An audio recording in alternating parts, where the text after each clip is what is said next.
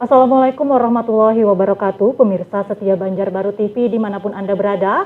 Apa kabar Anda pada hari ini? Semoga selalu dalam keadaan sehat. Dan kembali lagi bersama saya Ririn Endah dalam program Banjarbaru TV pada kesempatan kali ini, yaitu talk show Banjarbaru Menyapa, yang mana pada kesempatan kali ini kita akan mengangkat tema terkait udara bersih di Indonesia.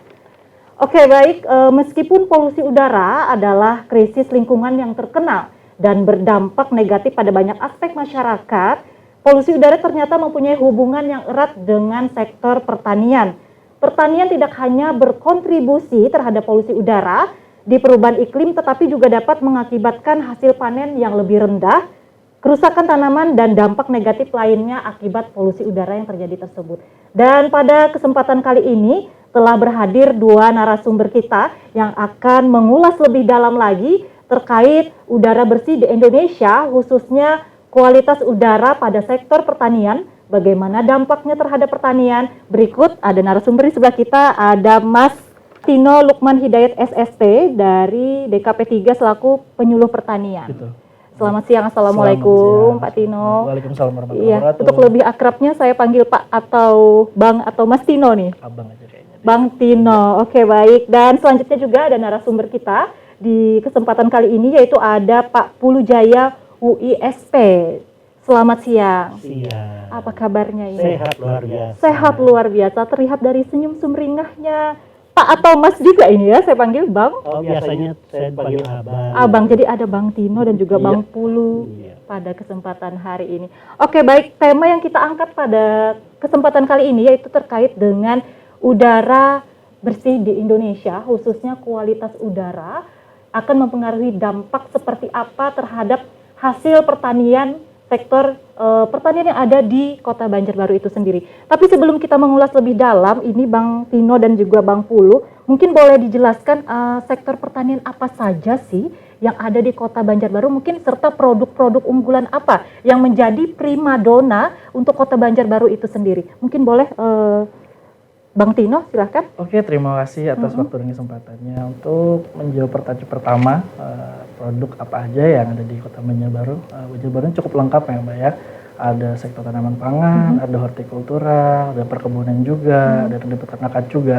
Lebih sangat fleksibel lah untuk di Kota Banjarbaru untuk sektor-sektor pertaniannya. Baik. Dan untuk kawasan Cempaka itu menjadi sektor tanaman pangan karena lahan pertaniannya cukup luas, ada di Kelurahan Cempaka. Di Kelurahan Cempaka. Begitu.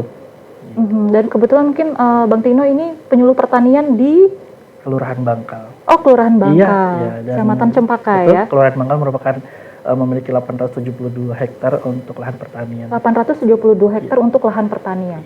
Oke, sekarang kita masuk kepada tema kita pada kali ini, yaitu udara bersih di Indonesia, khususnya bagaimana sih kualitas udara di Kota Banjarbaru sendiri itu terhadap hasil pertanian serta kesehatan tanaman yang ada di Kota Banjarbaru. Mungkin boleh Bang Tino atau Bang Pulu? Saya akan menjawab pertanyaan yang kedua.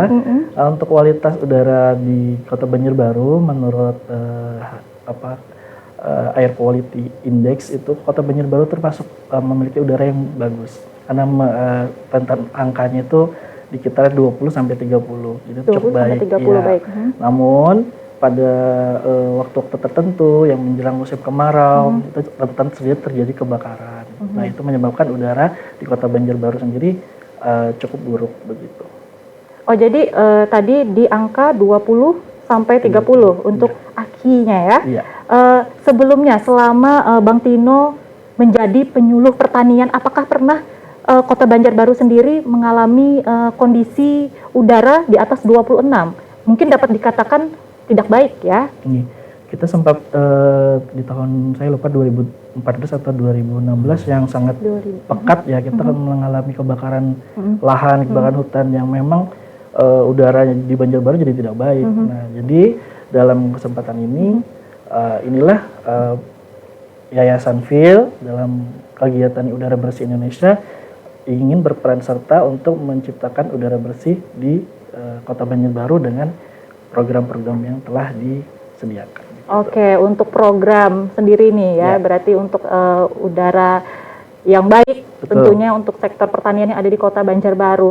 praktek pertanian apa saja sih yang sudah dilakukan mungkin? Iya, kalau di dalam kegiatan FIL ini atau udara bersih Indonesia ini, saya jelaskan tadi, udara bersih Indonesia itu adalah tercetus dari sebuah yayasan namanya FIL Indonesia, terbentuknya di 2021. Nah, untuk kegiatan udara bersih sendiri di Kota Banjar itu udah berjalan mulai tahun 2020 sampai dengan 2024. Adapun kegiatannya yaitu adalah pertama pengkaderan, terus itu pelatihan, terus sekolah lapangan, dan juga kegiatan pertanian yang lainnya.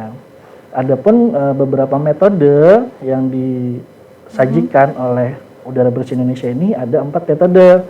Yang pertama itu adalah mulsa tanpa olah tanah, yang kedua itu adalah hugel kultur atau bedengan kayu, yang ketiga itu adalah ayam seresah dalam, yang keempat adalah pupuk cangkang telur.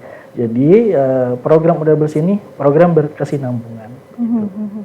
Dan terus masih dilaksanakan? Iya, terus dilaksanakan sampai sekarang. Oke, untuk program itu sendiri, apakah dikhususkan untuk para penyuluh pertanian atau kelompok tani? Ya, awalnya program ini dikhususkan untuk para petani. Nah, namun waktu itu Banjarbaru meminta kami sebagai penyuluh ikut serta dalam kegiatan Udara Bersih Indonesia ini karena dirasa penyuluh bisa menyampaikan pesan-pesan yang ada dalam program tersebut. Nah, dijadikanlah penyuluh beberapa tahapan, kader pertama dan kader 2, yang saat ini kader di Banjarbaru itu berjumlah 30 orang kader. 30 orang? Betul. Itu sudah termasuk penyuluh dan petani. Penyuluh dan petani sekota Banjarbaru. Iya, betul. Oke. Dan untuk fokus programnya itu sendiri, apakah memang difokuskan untuk kecamatan mana atau memang seluruh Banjarbaru tersebarnya? Untuk program sendiri diarahkan kepada lahan-lahan yang memang produktif dekat dengan bandara, yang artinya kan resiko untuk kebakaran hutannya cukup tinggi, termasuk di Kelurahan Bangkal itu kan lahan pertaniannya cukup luas, terus di Liang Anggang juga berdekatan dengan bandara yang setiap tahun mungkin sering terjadi kebakaran, dan juga landasan uli juga dekat bandara.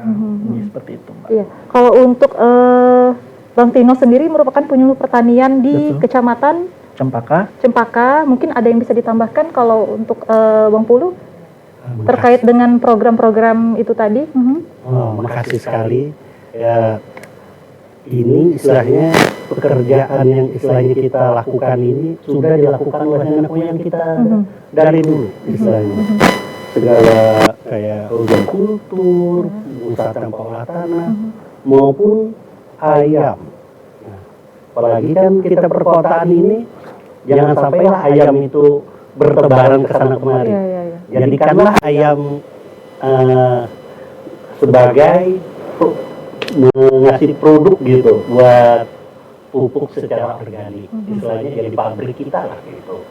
Dan ini telah kita lakukan ini berapa tahun ini dengan programnya ini, apalagi Pak Tino sebagai koordinator kami di kabupaten.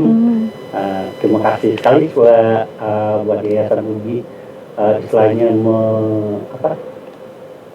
memberikan kami kesempatan untuk berkarya lah istilahnya, selain kita mendukung program pemerintah daerah dengan urban farmingnya gitu kan. Jadi kembali lagi istilahnya pekerjaan ini adalah pekerjaan yang harus kita lakukan terus menerus. Dari hati juga tentunya ya. Terjun ke lapangan langsung ya kan? Betul.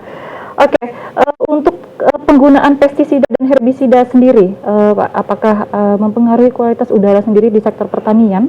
Iya, tentunya untuk penggunaan herbisida dan insektisida, Mbak ya, itu cukup harus disesuaikan sesuai jumlah dan juga sesuai dengan dosisnya. Apa sih pengaruhnya untuk udara? Penggunaan pestisida yang berlebih juga akan berdampak kepada lingkungan sekitar waktu kegiatan pertanian itu atau disemprotkan ya, Mbak ya, akan berdampak kepada lingkungan.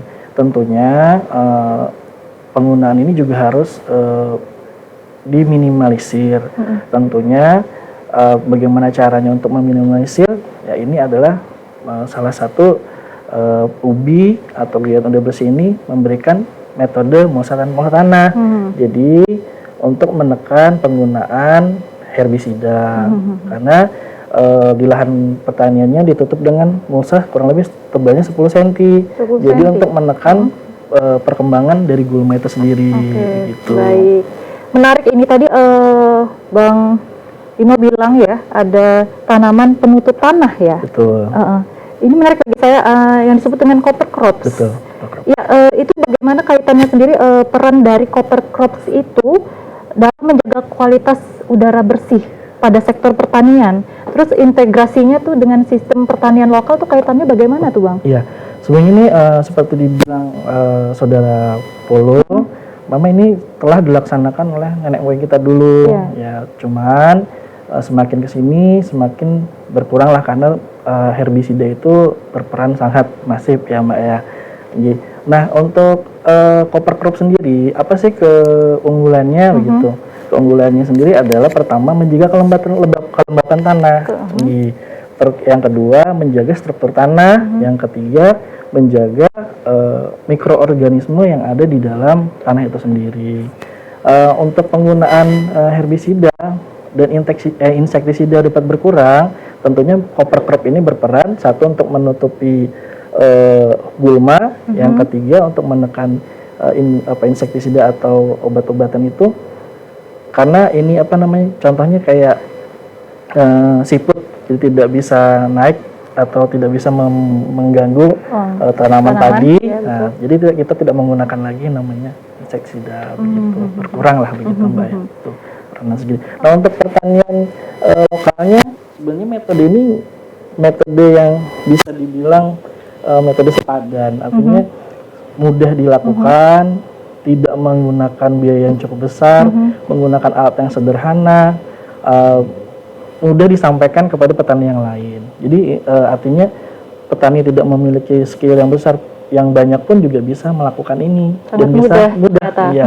Mudah, murah dan tanpa membakar. Betul, gitu. Mudah, murah dan tanpa membakar. Tentunya sangat menjaga sekali terhadap kualitas udara. Betul. Untuk hasil pertanian yang cukup baik juga dan unggul tentunya. Selama ini kan kayak sisa-sisa jerami, sisa-sisa tanaman kan dibakar Mbak ya. Dibuang dan tidak dimanfaatkan, dibakar. Nah untuk metode yang pemusatan bawah tanah ini yaitu kita gunakan sebagai cover crop tadi atau penutup tanah begitu. Untuk program cover crops itu sendiri, mungkin boleh Bang Pulu menambahkan itu di Banjarbaru tuh sudah ada sejak kapan? Kalau dibilang sejak kapan, emang yang istilahnya sudah dilakukan juga sama masyarakat kita, terutama di daerah landasan ulin yang Anggang itu sudah menggunakan lah istilahnya jerami itu. Cuma ya itu ilmunya ya sampai situ aja. Kebetulan kemarin kita ada program itu, wah ternyata ini telah kita lakukan, nggak demikian gitu kan? Sudah ternyata. Sudah. Itu kami sudah lakukan zaman ini. Nah, tapi karena berkembangnya zaman kan lebih cepat ini kita apalagi yang lihat plastik itu kan instan lah. Nah instan lebih cepat kan, beli aja ke pasar, ke toko pertanian ada yang jual kan. Karena seperti yang dibilang Bang Pino tadi mudah dicari tanpa membakar. Cuma ya itu ya namanya manusia cuma ya setelah kita kembalikan lagi kepada mereka istilah seperti kita kembalilah ke alam kan. Pak gunakan ini Pak, kita coba seperti ini, walaupun kita terutama di daerah yang Anggang yang kita terapkan 2 tahun terakhir ini pada ibu-ibu di perumahan aja, mungkin mereka punya bedengan 2x3, 4x6 gitu. Mari kita coba gunakan ini. Yang punya ayam kita coba masukkan ke kandang. Ternyata Pak hasilnya bagus katanya gitu kan. Nah inilah istilahnya kesenangan kita tersendiri. Walaupun dari 10 orang yang kita ajarin gitu dari SL, kita mencoba mengkaderkan cuma 2-3 orang yang menerapkan, alhamdulillah lah buat kita tersampaikanlah niat kita itu untuk mencapai udara bersih ini. dan mengurangi istilahnya ibu-ibu membakar juga. Nah, Biasanya ibu-ibu agak ini ya, iya. Bang ya. Tapi kita mencoba dari dapur dulu lah istilahnya gitu kan. Dengan istilahnya dari dapur ini kemungkinan secara pelan-pelan itu seperti ilmu minyak itu makin menyebar. Tapi ya istilahnya mungkin perjalanan ini ya pastilah akan sampailah istilahnya. Tentunya pasti ada kepuasan tersendiri dari para penyuluh pertanian. Oke, untuk pengelolaan limbah sendiri itu bagaimana pengelolaannya? Jadi sebenarnya sih pengolahan limbah itu banyak ya, program-program kayak pembuatan pupuk organik dan termasuk ini pola tanam dan menggunakan mulsa tanpa pola tanam. Sebenarnya banyak banyak cara-cara untuk pengolahan limbah. Cuman kembali lagi kesadaran masyarakatnya sendiri tentang bagaimana pentingnya menjaga udara bersih tadi terus harus ditumbuhkan gitu. Kita sebagai petugas bisa memberikan masukan, motivasi, tapi kembali lagi kepada individu masing-masing gitu. Kurang lebih seperti itu. Sesulit apa mungkin boleh di-share juga di sini di program Sesulit kita kali ini. Sesulit apa? Sebenarnya tidak ada yang sulit, tidak ada yang tidak mungkin. Ya kembali seperti air yang menetesi batu, terus menerus kita bina, terus menerus kita berikan masukan, insya Allah yang tadinya tidak mau menjadi mau, yang tadinya tidak mau menerapkan jadi mau menerapkan. Tidak ada yang sulit, tapi semua butuh proses. Semua butuh proses, betul sekali, dan selalu lakukan dengan hati tentunya dan mendapatkan kepuasan tersendiri tentunya ya kan Bang Rino dan juga Bang Pulo. Oke, untuk pertanian organik sendiri itu kaitannya dalam upaya menjaga kualitas udara bersih, itu sudah sejauh mana untuk pertanian organik sendiri? Ya, untuk pertanian organik sendiri cukup lumayan banyak ya di Kota Banjarbaru. Tapi kalau di daerah Bangka, pertanaman organik itu memang melalui tahapan-tahapan yang cukup panjang. Nah, mungkin lebih tepatnya lagi bagaimana bertani dengan lebih ramah lingkungan. Mungkin seperti itu kalau di daerah Bangka ya Mas Yanto. Mungkin untuk sampai kepada tahapan organik itu melalui proses yang panjang sekali. Mungkin di daerah Leang-Anggang ada prosesnya memang panjang. Tapi ya kita setelah diajarkan berapa tahun ini, selain penyuluh ini kan dikasih juga ilmu-ilmu kayak kita gunakan triko, PGPR.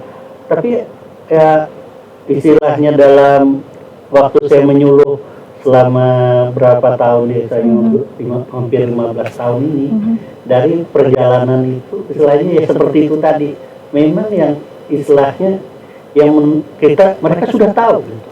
Sebetulnya sudah tahu, tapi ya nggak mengerahkan. Bagaimana cara menumbuhkan kesadaran itu tadi? Itu perlu kita pelatihan, demplot. Tapi karena kita itu masyarakat itu pasti melihat hasil kan. Nah, jadi kita tunjukkan demplot kita kayak di BPP itu, oh ini sebagai laboratorium pekerjaan kita, dan kita kasih juga contoh buat mereka kayak mulsa tanpa tanah kita coba juga walaupun dalam bedengan kecil-kecilan, kita gunakan juga bagaimana PGPR, trichoderma ya secara organik itu hasilnya tentu lebih bagus dan lebih bermanfaat gitu, dan lebih sehat. Dan istilahnya kita kalau istilahnya imun itu bagus, di kita itu kan kurang juga kan kena penyakitnya. Ya, betul. Nah, tapi segala sesuatu itu istilahnya ya prosesnya tadi kan gitu. Kembali ke manusia-manusia, karena kita sebagai penyuluh itu merubah perilaku, sikap dan keterampilan orang-orang petani-petani kita, sahabat-sahabat kita di sana itu emang butuh proses yang panjang. Mungkin boleh kasih bocoran sedikit, mungkin trik jitunya pasti ada dong ya dari Bang Kinar dan juga Bang untuk proses itu tadi yang sangat mungkin tidak dibilang sulit tidak ya untuk mengajak masyarakat untuk lebih mencintai. Kalau saya boleh menambahkan, sebenarnya program UBI ini adalah satu program yang lebih memberikan inovasi lah begitu, atau memberikan pilihan untuk para petani. Jadi mau dengan program ini, program dengan murah, dengan mudah, dengan tanpa membakar, ini loh ada. Terus kalau misalkan mengenai mekanisasi juga ada. Cuman kembali lagi trik jitu-nya adalah pendekatan hati ke hati, juga terus melakukan kegiatan yang namanya penyuluhan, pendekatan secara kelompok, dan kegiatan secara massal. Itu terus kita lakukan. Jadi ketika kita sudah ada rasa klik di hati kita dengan petani, insya Allah semuanya mudah. Mudah semuanya. Memang luar biasa sekali ya, Bang Tino juga Wulis, wah sangat luar biasa. Oke, untuk tadi kita membahas tentang pertanian organik. Ya. Untuk peran teknologi pertanian presisi sendiri dalam memantau dan meningkatkan kualitas udara bersih di sektor pertanian? Ya, kalau kembali lagi ke sana, teknologi presisi sebenarnya banyak sekali ya Mbak ya. Cuman kita akan lebih mengerucut ke kegiatan field ini, kegiatan ini. Nah, kalau di field study seperti yang saya bilang ada keempat teknologi yang ditawarkan. Pertama MTOT, musatan pola tanah tadi. Yang kedua ada Hugel Kultur. Hugel Kultur itu kalau kita dibahasakan adalah bedengan kayu. Jadi tadinya batang-batang, ranting-ranting atau semak-semak yang harus kita bakar, nah itu kita jadikan sebuah bedengan. Ya, bedengan itu kita bisa tanami dengan bermacam-macam tanaman. Ada istilah kader kita yang di Landasan Uling, beliau membuat Hugel Kultur ini dengan sebutan warung sayur. Warung sayur? Iya, dia membuat bedengan ini dengan panjang kurang lebih 20 dengan lebar 3 meter. Nah, beliau menanam tanaman sayuran, terus kacang-kacangan, terus umbi-umbian. Ketika selesaikan panen sayuran, beliau ini panen kacang dan tersisa umbi di dalamnya. Jadi setiap hari beliau bisa mengambil hasil dari kegiatan bedengan kayu tersebut. Nah, yang selanjutnya lagi ada ayam serasa dalam. Ayam serasa dalam itu seperti Bang Pulo tadi bilang, kebanyakan kan ayam kita ini berkeliaran, betul. Terus kotorannya tidak termanfaatkan, malah bikin hubungan kita dengan tetangga kurang bagus nih, karena ayamnya jadi berserakan kotorannya. Ke sosial masuk ya. Udah bersih ini atau kegiatan ubi ini berkesinambungan seperti saya bilang tadi, jadi membuat petani ini bisa memproduksi pupuk sendiri, pupuk organik tentunya, dengan memanfaatkan ayam-ayam untuk mengolah pupuknya secara sendiri. Nah, setelah dari itu ayam ini kan menghasilkan pupuk, harapan kita juga mengharapkan ada harapan hasil atau telur ya anggap kita. Nah, telur ini juga kita bisa jadikan pupuk, yaitu adalah pupuk cangang telur.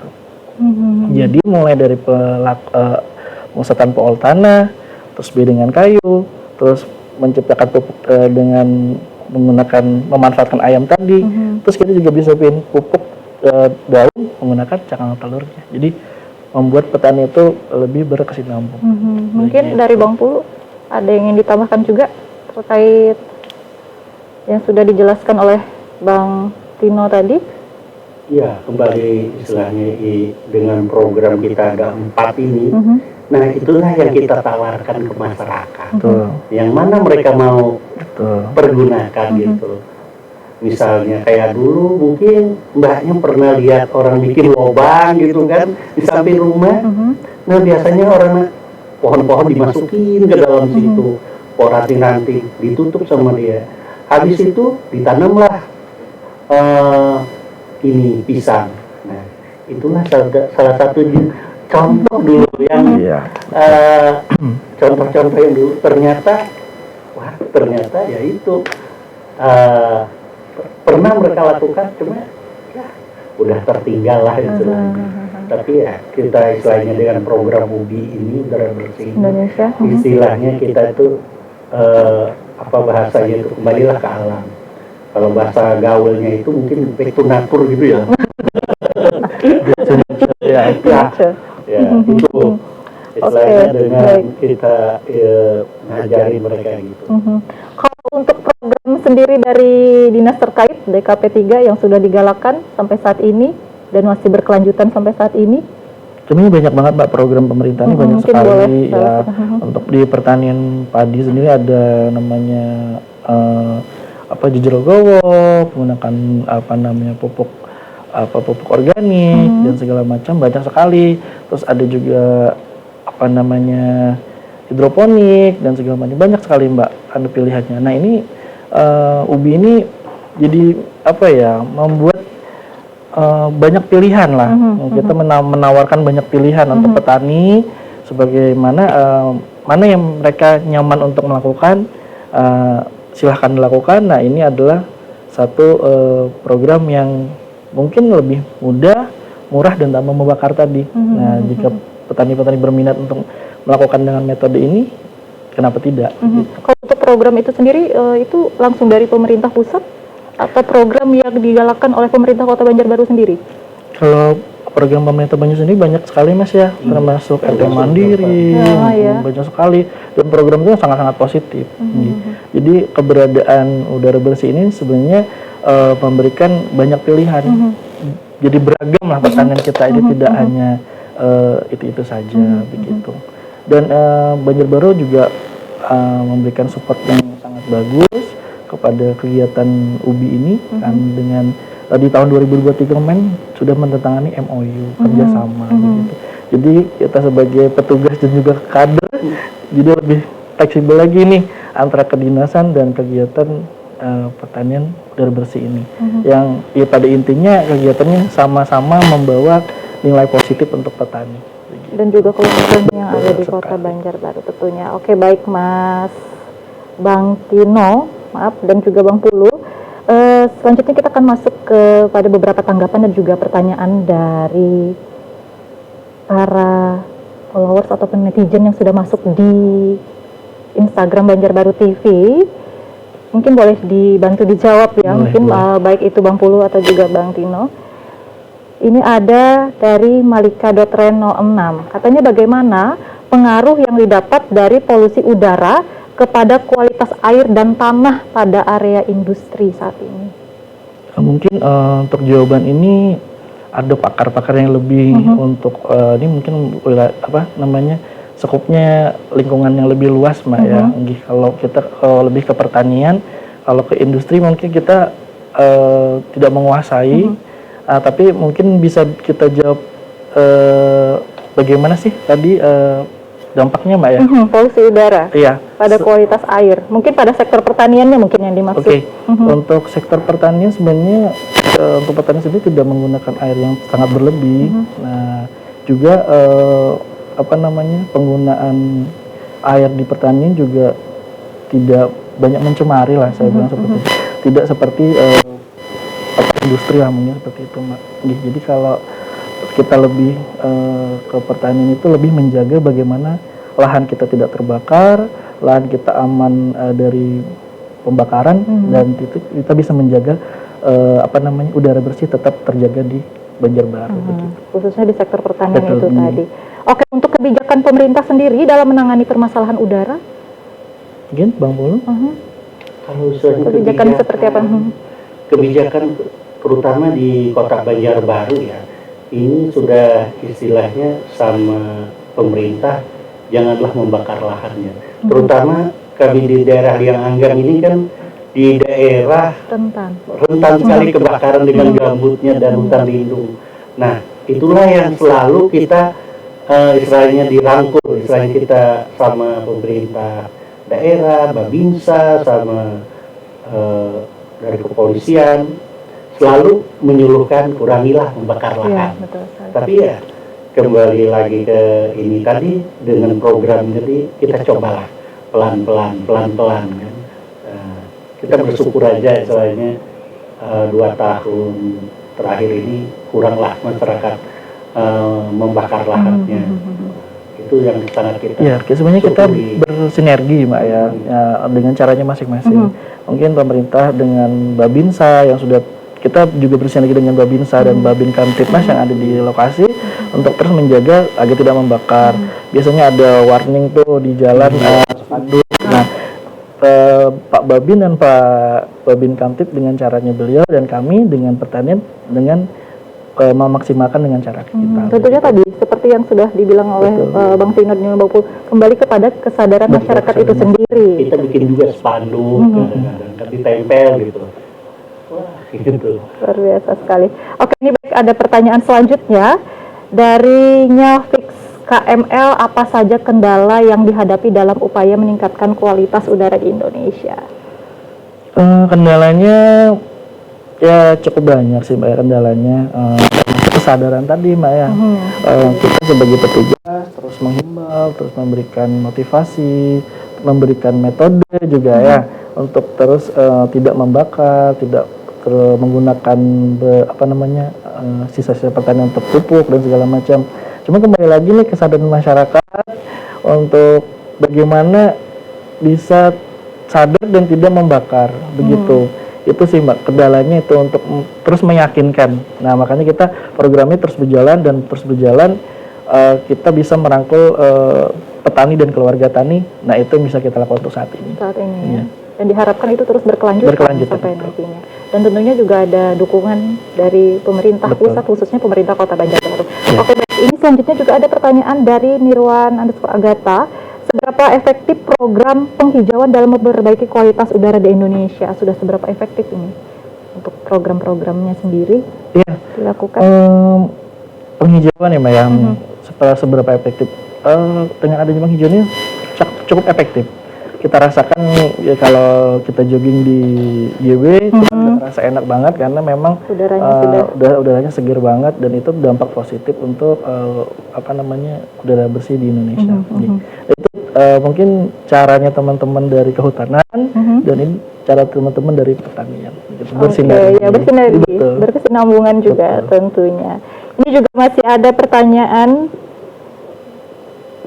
dari Basit XYZ. Katanya mengapa udara yang bersih kita perlukan? Mungkin ya ini udara bersih kita perlukan ya. Kenapa ya udara bersih kita perlukan? Karena sesuatu itu kalau Anda pergi ke rumah sakit, Anda memerlukan oksigen. Mahal kan biayanya? Kenapa jadi istilahnya? Itu sangat kita perlukan. Jadi mulai sekarang tanamlah pohon di depan rumah Anda. Untuk istilahnya seperti itu, untuk menambah oksigen Anda istilahnya. Kenapa itu sangat diperlukan? Itu jadi istilahnya jadi momok juga ya loh. Betul sekali. Kalau Anda pergi ke rumah sakit lumayan harganya. Satu ini mungkin 2-3 juta. Kita bisa bikin yang gratis kan? Mengapa tidak? Tanamlah istilahnya buah-buahan depan rumah Anda. Ya sederhana aja lah, tanam lombok aja lah. Akan menyegarkan Anda. Dan menyegarkan mata juga. Itu kesehatan yang paling sederhana. Iya, betul sekali. Oke, baik, terakhir ini ya buat Bang Tino dan juga Bang Pul, tantangan terbesar dalam upaya menjaga kualitas udara bersih khususnya pada sektor pertanian. Juga harapannya nih sebagai pelaku penyuluh pertanian dan juga mungkin mewakili dari para kelompok tani yang ada di Kota Banjarbaru. Mungkin boleh sedikit? Tantangan terbesarnya adalah ya tadi kita harus terus menyadarkan baik petani dan keluarga tani, juga masyarakat sekitar. Bagaimana sih kita terus harus bagaimana menjaga udara ini tetap bersih dan tetap nyaman kita berada tinggal di Banjarbaru tanpa harus melakukan kegiatan pembakaran, kegiatan yang merugikan. Ternyata dengan metode ini kita juga bisa loh, artinya tanpa membakar juga dampak positifnya juga banyak untuk kita. Untuk harapan kami mungkin kegiatan selaku penyuluh ya. Mungkin kegiatan ini juga harus mendapat dukungan yang lebih besar lagi untuk subsektor pertanian dan juga bisa dikembangkan kepada penyuluh-penyuluh yang lainnya dengan bantuan dinas dan Kota Banjarbaru untuk lebih menggaungkan lagi kegiatan udara bersih ini. Nah, begitu mungkin harapan saya. Kalau untuk Bang Pulu sendiri nih, harapannya nih kepada pemerintah pusat, khususnya pemerintah Kota Banjarbaru terhadap kualitas udara bersih sendiri untuk sektor pertanian di Kota Banjarbaru. Kalau harapan saya ya, istilahnya dengan keadaan kita sekarang ini, yang dengan program ketahanan pangannya digaungkan oleh pemerintah pusat, Kota Banjarbaru dengan urban farmingnya. Jadi harapan kita, marilah kita kembali ke alam. Kalau kita kembali ke alam dengan memanfaatkan segala sisa-sisa sayuran, toh istilahnya kita tanam lombok depan rumah kita 1-2 biji, 1-2 pohon, dengan kita sisa-sisa sayur-sayuran itu ditaruh di polybag di depan rumah kita, di halaman yang tanaman kita tadi. Istilahnya kita itu menjadikan sesuatu itu keindahan bagi kita, dan itu nanti kembali ke istilahnya kita kembali ke alam dan menghadap Sang Khalik itu nggak sia-sialah istilahnya. Kita pun istilahnya menjadi berkah buat orang lain. Jadi harapan saya itu mencintai alam itu dan bergaul dengan alam itu tidak akan pernah sia-sia. Semuanya itu kembali ke kita. Apakah kita mau berusaha untuk memperbaiki diri kita, atau orang lain yang mau memperbaiki diri kita. Itu aja. Iya, mencintai alam dari hati ya. Iya. Sepertinya betul sekali. Oke, sekali lagi terima kasih atas dan kehadirannya kepada Bang Tino dan juga Bang Pulu di kesempatan hari ini.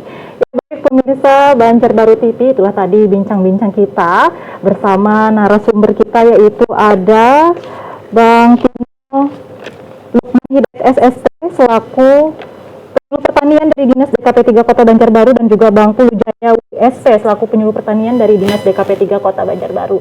Dan saya Ririn Endah pamit undur diri, sampai bertemu di Talkshow Banjarbaru Menyapa selanjutnya. Tetap jaga lingkungan sekitar Anda dan cintai diri kita. Assalamualaikum warahmatullahi wabarakatuh.